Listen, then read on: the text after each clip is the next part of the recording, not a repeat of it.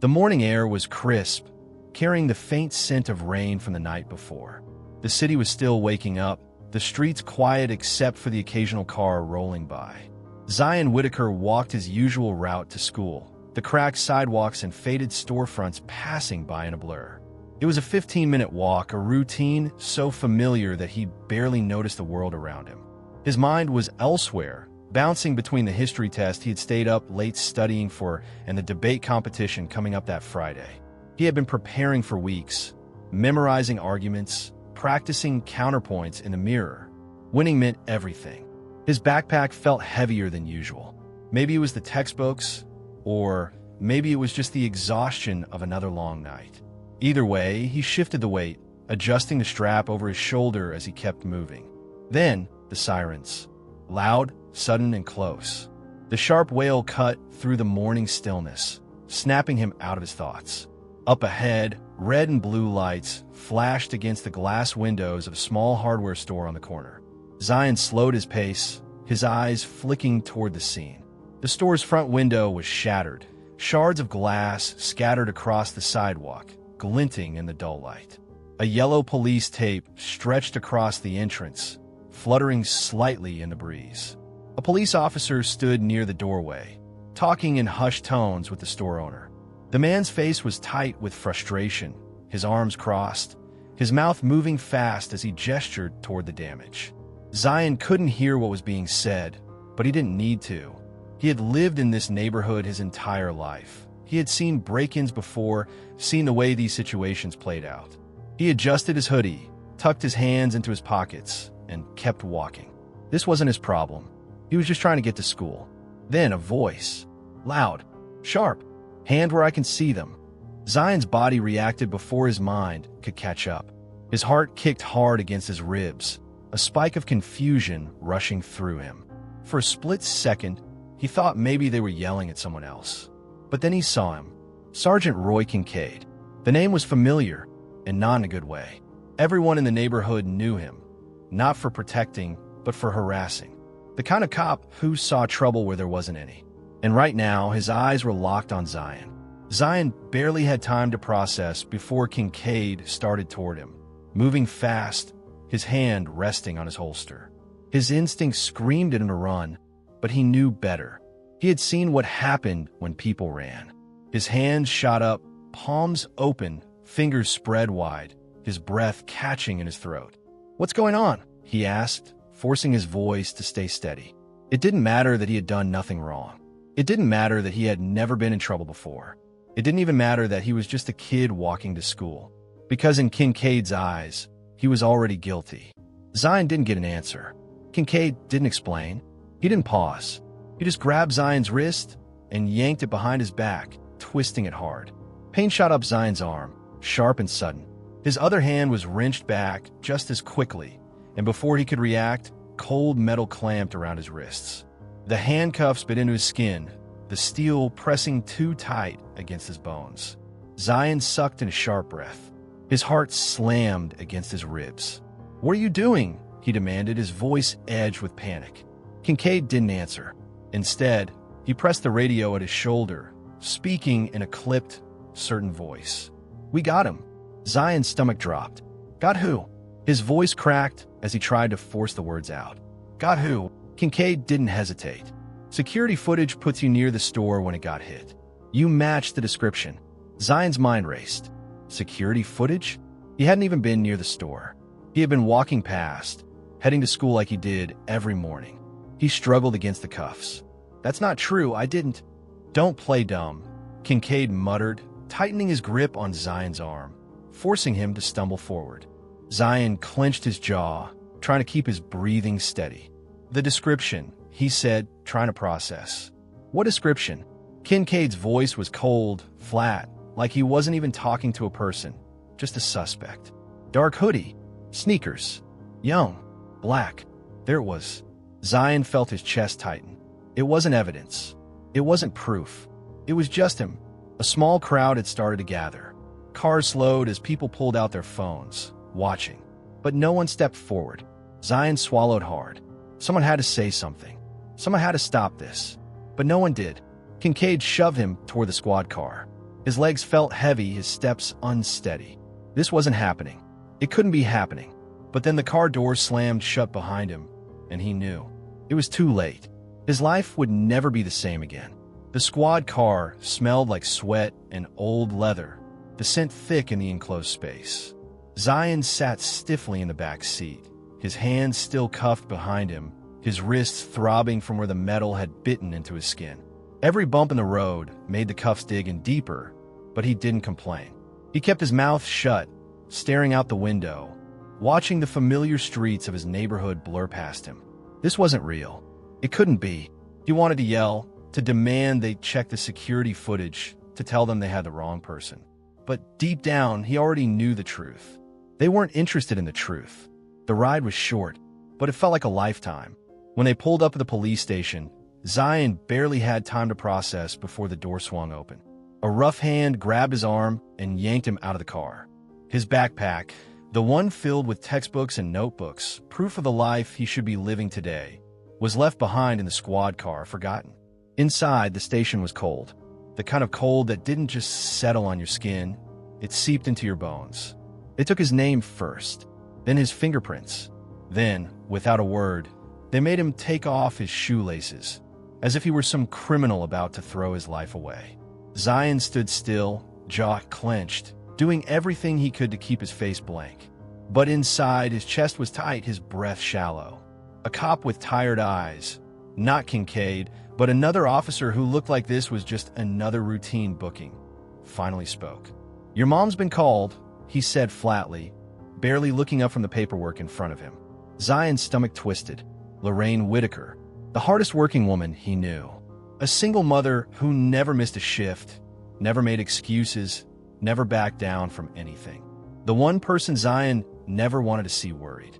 Minutes passed, then an hour, then another, and then the heavy doors swung open and Lorraine stormed him like a hurricane. Her coat was half-buttoned, her hair still pulled back from her shift, but her eyes were fire, burning with an anger so sharp it cut through the entire room. The moment she saw Zion, her gaze locked onto his, scanning him, checking for any sign of harm. Relief flashed in her eyes for half a second before it was swallowed by fury.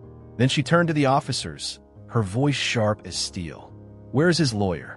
What is he even being charged with?" Her words weren't a question. They were a demand. Zion had seen his mother mad before, but never like this.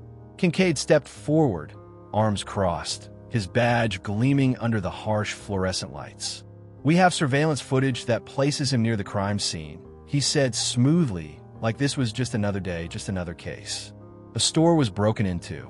Stolen tools. Property damage. He fits the suspect's description. Lorraine's nostrils flared. "And that description is what exactly?" she shot back. Kincaid didn't blink. Dark hoodie. Sneakers. Young. Black. Silence. Zion watched as his mother's jaw tightened, her fists clenching at her sides. He could see the anger in her, feel the way she was holding it back. She took a slow, deep breath, her chest rising and falling. She knew exactly what was happening here. "My son," she said, enunciating every word, "was walking to school." Kincaid shrugged. "That's what you say." For a second, Zion thought his mother was going to lunge at him. Instead, she did something scarier. She went still. Her voice, when she spoke again, was low, controlled, deadly. "Get me his lawyer." The officers exchanged glances. Then, finally, one of them sighed and stepped out of the room. Minutes later, a man in a wrinkled suit walked in, flipping through a file like he had just picked it up outside the door. Zion didn't need to hear a word to know what kind of lawyer he was. Public defender. Overworked. Underpaid. Uninterested. He barely glanced at Zion as he dropped into the chair across from them. "They're offering a plea deal," he said. Rubbing his temples like this was just another headache to get through. Lorraine's head snapped toward him. "At what?" The lawyer let out a long, tired sigh. "If he pleads guilty, he avoids trial. No jail time, just probation and community service. It's the best option." Zion felt the floor drop out from under him. Guilty. They wanted him to say he did it, even though he didn't. Even though he had done nothing wrong. His mother didn't even hesitate. We're not signing anything. The lawyer exhaled heavily, like he had heard this 100 times before. I understand, Miss Whitaker, but you need to know how these cases go. Zion didn't like the way he said that. The lawyer leaned forward, speaking quieter now, like he was trying to reason with her. It's his word against the police officers, he said. And trials don't usually go well in situations like this. Lorraine cut him off. Then we'll find someone who actually gives a damn about this case. The lawyer looked annoyed now, flipping the file shut. Look, I get it, but you have to understand. If this goes to trial, you're taking a risk. If he loses, he could end up with a record. That could follow him for life. Zion barely heard him. He wasn't listening anymore, because for the first time in his life, he realized something terrifying. No one in this room cared whether he was innocent or not. Not Kincaid, not this lawyer, not the system. They had already decided he was guilty. Zion looked down at his hands, still cuffed, and something inside him hardened. He wasn't going to let them decide his future for him. If no one else was going to fight for him, he would fight for himself.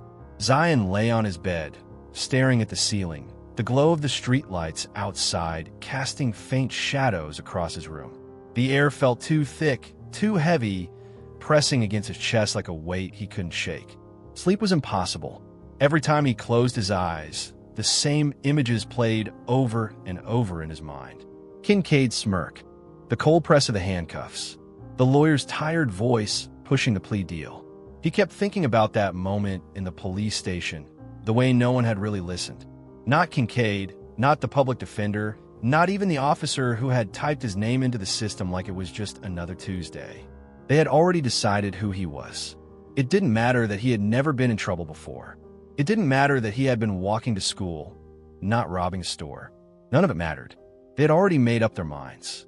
Zion clenched his fists, his nails digging into his palms. If no one else was in a fight for him, he'd fight for himself. The next day, when the lunch bell rang, Zion didn't follow the crowd to the cafeteria. His stomach was tight, twisted with something that had nothing to do with hunger. He headed straight for the library instead, pushing through the heavy wooden doors into the quiet space beyond. Most kids didn't come here during lunch. The silence was thick, broken only by the faint hum of the air conditioning and the occasional rustle of pages turning. Zion walked past rows of bookshelves until he reached the legal section. It wasn't big, just a few shelves filled with dusty textbooks and reference materials. But right now, it was all he had. He ran his fingers along the spines, pulling out a thick book titled Criminal Procedure. He flipped through the pages, scanning the bolded terms and summaries, searching for anything that could help him understand what had happened to him. Burden of proof. The prosecution had to prove he was guilty. It wasn't his job to prove he was innocent. Chain of evidence. If the police didn't handle evidence properly, it could be thrown out. Witness credibility. A cop's word carried weight. But if there were inconsistencies, their testimony could fall apart. Zion's breath came faster. This was it. This was something. He flipped another page, scanning the text.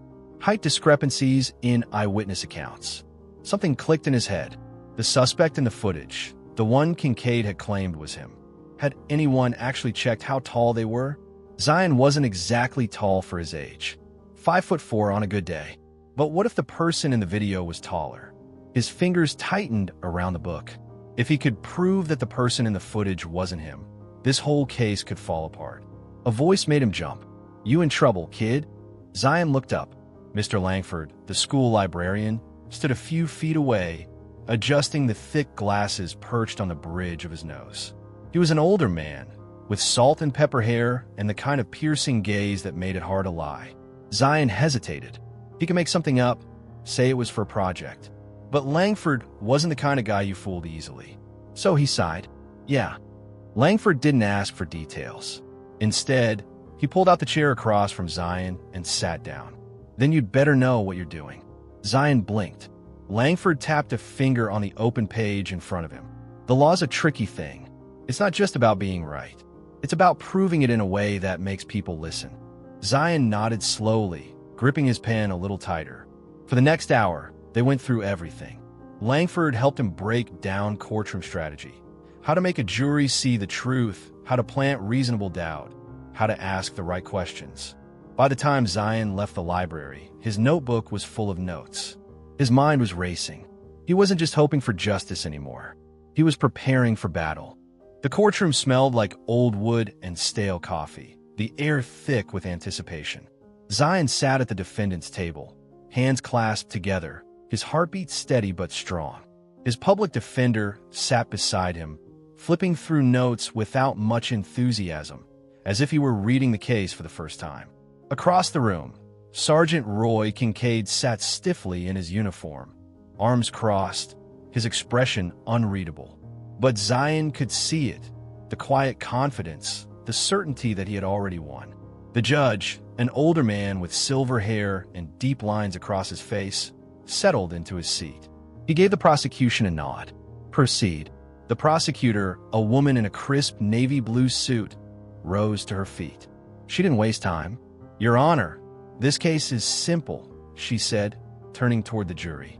The defendant was seen near the crime scene. He matched the description given in the footage.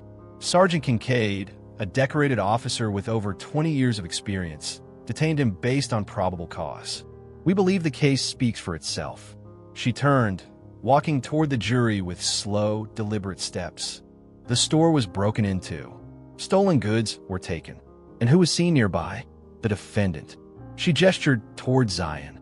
The hoodie, the sneakers, the timing. It all adds up. It sounded so clean, so obvious. Zion clenched his fists under the table. Then his lawyer stood. He muttered, clearing his throat. My client maintains his innocence. We, intend to show that the evidence does not conclusively prove that he committed this crime. That was it. That was his entire defense. Zion closed his eyes for half a second, forcing down the frustration. He had prepared for this. He wasn't going to just sit there and watch himself be thrown under the bus. The judge glanced at him. Mr. Whitaker, I understand you wish to speak on your own behalf. Zion took a deep breath. He felt his mother's presence in the back row, holding her breath. He stood. Yes, Your Honor. His voice was steady. I do. The judge studied him for a moment, then nodded. Proceed. Zion took a step forward, facing the jury directly. Let's talk about the evidence, he said, or the lack of it. A murmur rippled through the courtroom. He turned to the prosecution. You said I was caught on security footage, right? The prosecutor nodded. Yes, we were just about to present it. She gestured toward the screen. The footage began to play. A grainy figure in a hoodie, moving fast. The store's window already shattered. The person's face completely hidden. Zion folded his arms. That's it. The prosecutor frowned. That is you. Zion shook his head. No, it's not. Silence. He turned to the judge. Your Honor, may I ask a question? The judge raised an eyebrow.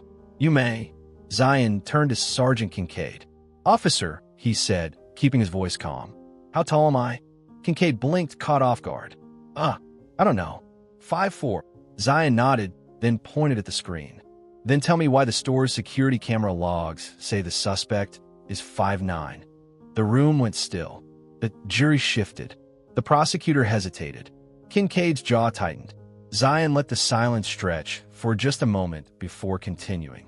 Officer, did you check my shoes when you arrested me? Kincaid straightened in his seat. Of course. Zion nodded. And were they the same shoes the suspect was wearing? Kincaid hesitated, just for a second, but everyone saw it. Zion turned back to the jury. With all due respect, that's not how evidence works. The prosecutor quickly cleared her throat. Even if the height isn't exact, the hoodie and sneakers still match. That places you at the scene. Zion didn't flinch. Actually, he said, that's not how the law works, either. He turned back to Kincaid. Officer, would you say you believed I was guilty when you arrested me? Kincaid narrowed his eyes. I had probable cause. But did you have proof? Kincaid shifted.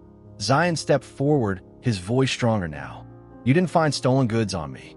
You didn't find my fingerprints at the scene. You didn't even check the height of the suspect before arresting me. Kincaid's fingers tapped against the armrest of his chair. Zion turned back to the jury. The law says you have to prove guilt beyond a reasonable doubt. And right now, there's doubt all over this case. The judge turned to the prosecution. Do you have any direct evidence linking the defendant to the crime? The prosecutor hesitated. The officer believed But Zion had already torn that belief apart. And then, the final blow, Zion pulled a folded paper from his pocket and walked toward the judge's bench. "Your Honor, I'd like to submit something to the court." The prosecutor's eyes snapped up. The judge raised an eyebrow.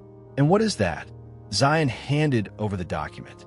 "A record of Sergeant Kincaid's disciplinary history." A ripple of shock spread through the courtroom. The judge flipped through the pages. His face hardened. "Sergeant Kincaid," he said slowly, "is it true that you've had multiple complaints filed against you for wrongful arrests?" Kincaid's jaw tightened. His fingers twitched. "That's irrelevant." The prosecutor cut in. Zion turned to the jury. "Is it?" he asked. "Because I think it matters." He let his words settle. "I think it matters that the officer accusing me of a crime has been caught doing this before." Silence. For the first time since this nightmare began, Zion felt it. The shift. The doubt. The judge exhaled. He turned to the prosecutor. "After reviewing the evidence and the new information presented, I am instructing the district attorney's office to open an internal investigation into Sergeant Kincaid's conduct." A ripple of shock spread through the room. Kincaid's face turned red. "Your Honor, this is absurd. I'd be very careful about what you say next." "Officer," the judge interrupted, his voice firm, "because this court has seen enough today to question whether you should be wearing that badge at all." Silence. Zion sat down, breathing carefully. His mother reached forward from the row behind him, squeezing his shoulder. "You were brilliant," she whispered. But he wasn't celebrating yet, because the biggest revelation was still coming. The courtroom was silent, the kind of silence that felt thick, heavy, pressing down on every person in the room. Zion sat at the defendant's table, his fingers gripping the edge of his chair so tightly that his knuckles turned white. His mother sat just behind him, hands clasped together, lips moving in a silent prayer. At the front of the courtroom, the jury filed back into their seats, their expressions unreadable. The foreman, an older man with a serious face, stood. He held a folded sheet of paper, the verdict. Zion's heartbeat thundered in his ears. The judge nodded toward the foreman. "Has the jury reached a verdict?" "Yes, Your Honor." Zion could feel his mother's hand on his shoulder, a silent reassurance, but he barely noticed. His whole world had narrowed to this moment. The foreman unfolded the paper. He cleared his throat. "On the charge of burglary, we find the defendant, Zion Whitaker, not guilty." For a moment, Zion felt nothing. Then, everything at once. A sharp exhale from his mother, a rush of relief so strong it made him lightheaded. His chest loosened, his breath coming easier. He turned slightly, saw Lorraine press a hand over her heart, her eyes closed, her lips trembling. She had fought for him. She had never stopped fighting for him. And now it was over. Except it wasn't. Not yet. The judge cleared his throat, shifting in his seat as he turned toward the prosecution. His eyes hardened. After reviewing the evidence and the new information presented, he said, his voice firm, "I am instructing the district attorney's office to open an internal investigation into Sergeant Kincaid's conduct." A ripple of shock swept through the courtroom. Kincaid's face went red, his fingers twitching where they rested on the table. His jaw clenched so tightly Zion thought he might break his own teeth. He opened his mouth, but before he could speak, the judge cut him off. "I'd be very careful about what you say next, officer," the judge warned, his voice carrying a weight that made the entire courtroom feel smaller. Kincaid stiffened. The judge continued, "This court has seen enough today to question whether you should be wearing that badge at all." For the first time since this nightmare began, Kincaid looked powerless. Zion watched as the officer shifted uncomfortably, his confidence cracked, then shattered. He wasn't the one in handcuffs, but in that moment he may as well have been. The trial is adjourned. The gavel slammed down, the sharp crack echoing through the room. It was over. Outside the courthouse, the air felt different. Lighter, bigger. Zion had walked into that building as a defendant. Now, he was walking out free. But freedom felt different when you had to fight for it. Reporters swarmed near the courthouse steps, cameras flashing, microphones being thrust forward. A journalist pushed through the crowd, calling out, "Zion, How does it feel to prove your innocence? Zion paused. His mother's hand rested on his shoulder, grounding him, steadying him. He could have said a lot of things. That he felt relieved, that he felt angry, that he felt tired. Instead, he looked straight into the cameras, voice calm, steady. I shouldn't have had to. Silence. Then murmurs. People scribbling in notepads, typing into phones. The weight of those words settled because that was the truth. Zion hadn't just fought against a wrongful accusation. He had fought against a system that wasn't built for him to win. And that system was still standing. Days passed, then a week. The internal investigation into Kincaid's conduct became public. More stories surfaced. More names. Other kids. Other cases. Other lives ruined. Some had taken plea deals just to make it stop. Others had lost years of their lives. Zion had won his case, but the fight wasn't over. Not by a long shot. One afternoon, he walked back in the school library, a notebook tucked under his arm. Mr. Langford, the librarian, looked up from his desk, adjusting his glasses. "What's that?" he asked. Zion set the notebook down. "A list." Langford raised an eyebrow. "Of what?" Zion exhaled, running a hand over the cover of the notebook. "Every law I've been reading. Every right people need to know. Every trick they use to keep people quiet." He pushed the notebook forward. "I want to help people. Kids like me. So this never happens again." Langford studied him for a long moment. Then he smiled. "Then you'd better get to work." Zion's fight wasn't over. It was just beginning. If this story made you think, don't just scroll away. Take action. Like this video to help spread awareness. Share it with your friends and family, because conversations spark change. Comment below and tell us your thoughts. Have you ever witnessed an abuse of power? Let's talk about it. Follow our channel for more powerful real-life stories. And turn on notifications so you never miss an update. Change starts with awareness. Awareness starts with you. Be part of the movement.